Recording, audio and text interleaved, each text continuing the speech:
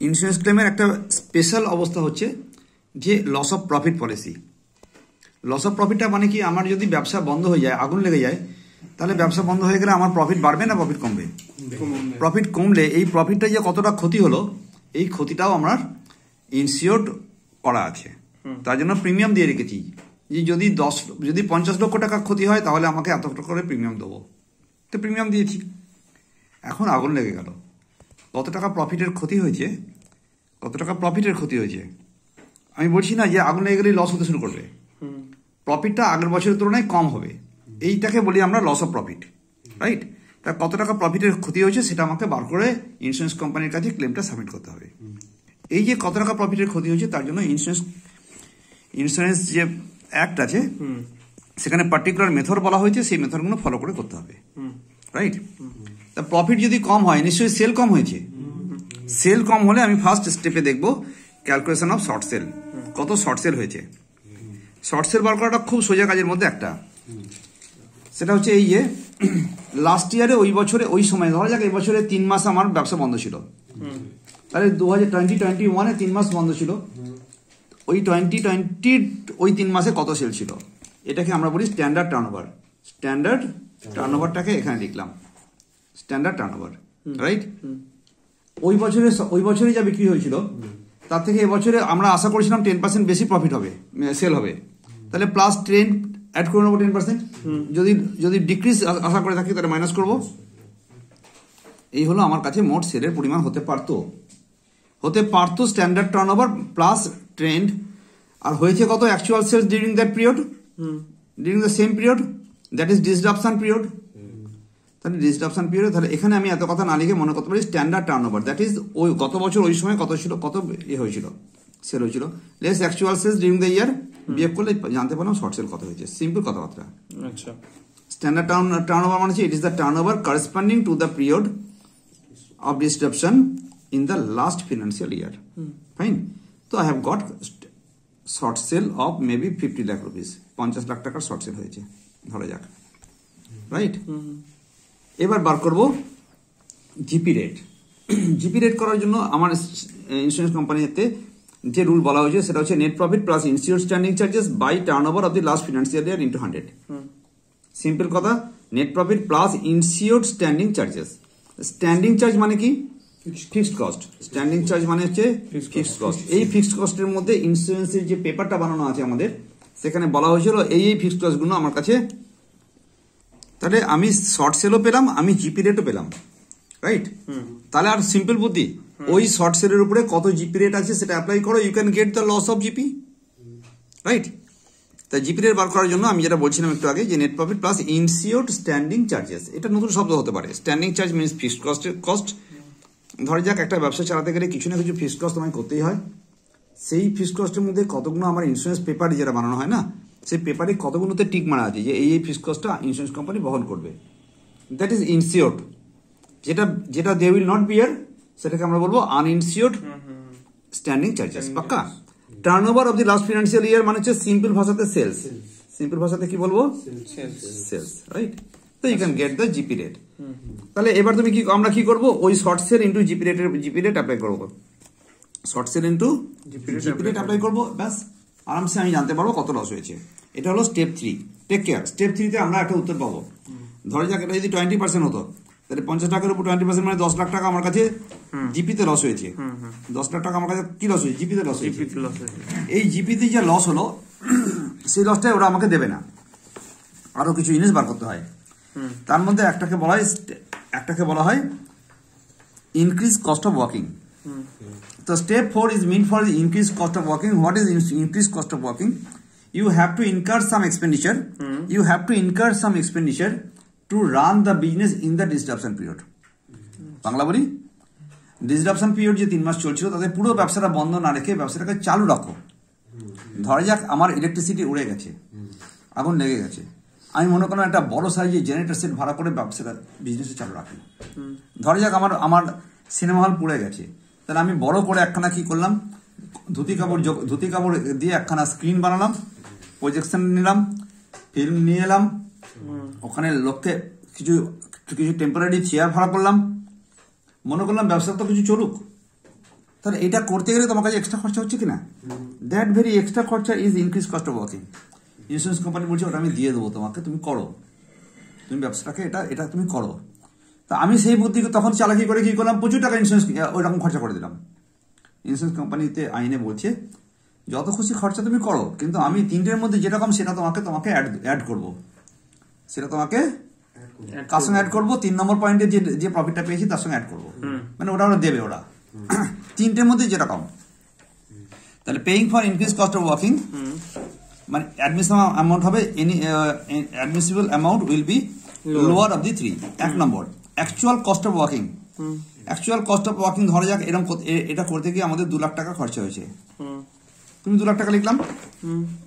তারপর একটা ফর্মুলা দিয়েছে, net profit plus insured standing charges, তলায় net profit plus all standing charges. তাহলে সমস্ত ফিক্সড কস্ট নিচে লিখবো আর উপরে লিখবো যেটুকু ইনসিওর করা হচ্ছে সেটুকু, দুটোতে নেট প্রফিট যোগ করা আছে। আসলে net profit plus insured standing charge মানে হচ্ছে, সহজ কথা হচ্ছে ওদের ভাষাতে জিপি, তাই তো? এটা তাহলে net profit plus insured standing charges by net profit plus all standing charges into increase cost of working, that very 2 lakh. আর এইটা মিলিয়ে এটা 2 লাখ টাকা একটা পোর্শন ভাগ হয়ে যাবে, এটা কমে গিয়ে মেবি দাঁড়ালো 1,60,000 টাকা। ধরি তোটা দাঁড়ালো কত, 1 লাখ, এটা 1,60,000 টাকা হলো। এবার বলছে তুমি এই যে তুমি এত কাণ্ড করেছো, এত ইয়েটি লাগিয়েছো, তাতে যে ফিল্মটা চালালে তাতে তুমি কত ইনকাম করেছো? আচ্ছা, আমরা বললাম শোনো আমরা ইনকাম করেছি প্রায় 4 লাখ টাকার সেল হয়েছে এই সময়টাতে। ওকে, সিম্পল কথা, এই জন্য কত সেল হয়েছে, ইনক্রিজ কস্ট অফ ওয়ার্কিং এর জন্য কত হয়েছে, 4 লাখ টাকা সেল হয়েছে। 4 লাখ টাকা তোমার মধ্যে জিপি রেট কত বেরিয়েছিল একটু আগে, ধর 20%, তাহলে 4 লাখ ইন্টু 20%, তাহলে কত হলো, এটা 80,000 টাকা আমার কাছে সি হলো। তাহলে এ 2 লাখ, বি 1,60,000, সি হচ্ছে 80,000 টাকা, এর মধ্যে কম হচ্ছে 80,000 টাকা। এটাকে নিয়ে যাবো আমরা স্টেপ 5-এ, যে জিপি রেটটা আমরা পেয়েছিলাম স্টেপ 3 থেকে সেটা নিলাম, প্লাস অ্যাডমিশন অ্যামাউন্ট যে 80,000 টাকা পেয়েছি সেটা নিলাম। আমি ওখানে বোধহয় 10 লাখ টাকা পেয়েছিলাম, 50 টাকার উপর 20%, মনে পড়ছে? এখানে আরো 80,000 টাকা যোগ করলাম, তাহলে 10 লাখ 80,000 টাকা হয়ে গেল। যদি ওইখানে ব্যবসাটাতে কোনো সেভিংস করতে পেরেছি আমরা, যেটাকে আমরা বলি স্ট্যান্ডিং চার্জকে কিছু সেভিংস করতে পেরেছি, মানে ধরে যাক আমার তখন অত বেশি আরো লাগছে না, অত 10খানা দারোয়ান লাগছিল না, 2টো দারোয়ান লাগছিল, হ্যাঁ 2টো গার্ড লাগছিল, সামথিং কিছু স্ট্যান্ডিং চার্জ যদি বাঁচে সেটাকে লেস করে দেবে, দ্যাট ইজ এ ক্লেম। এই কি যে ক্লেম বেরোলো এটাকে নাম দিলাম আমরা গ্রস ক্লেম। কি নাম দিলাম? এটাকে নাম দিলাম আমরা গ্রস ক্লেম। এতক্ষণ যে আমরা স্টেপ 5-এ যেটা পেলাম সেটাকে বলা হলো গ্রস ক্লেম। ভালো কথা, গ্রস ক্লেমটার নাম গ্রস ক্লেম কেন? বিকজ অফ দ্যাট এখান থেকে কোনোদিন না কোনোদিন আমাকে আবার নেট ক্লেম বার করতে হতে পারে, বার করতে হবে বললাম না, বার করতে হতে পারে। তাহলে কোন একটা সময় আমাকে নেট ক্লেমে যেতে হবে, কোনো সময় আমাকে নেট ক্লেমে যেতে হবে না। তাহলে আমি গ্রস ক্লেমটাই স্টেপ 5-এ যেটা বেরোলো সেটাকে নিয়ে ধরলাম। সেটা আমাদের ছিল কত, 10,80,000 টাকা এরকম ছিল বোধহয়, নাকি সামথিং যা ছিল সেটা কথা না, স্টেপ 5-এ যা বেরোবে। কি লিখেছি, gross claim is your net claim. Gross ক্লেমটাই নেট ক্লেম বলবো কখন, gross claim is your net claim submission if policy value is not given. অঙ্কটাতে পলিসি ভ্যালু দিয়ে দেয়নি, তাহলে তুমি গ্রস ক্লেমটা হলে তোমার স্টেপ শেষ হয়ে গেছে।